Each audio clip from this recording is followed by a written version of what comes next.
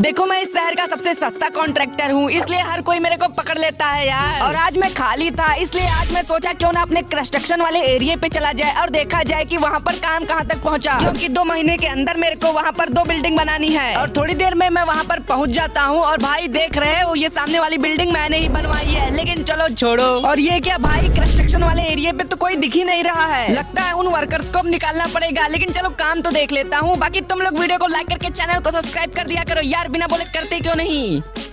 तो जैसा कि आप लोग देख सकते हो कि मेरी बिल्डिंग कुछ खास अभी तक तैयार हो नहीं पाई।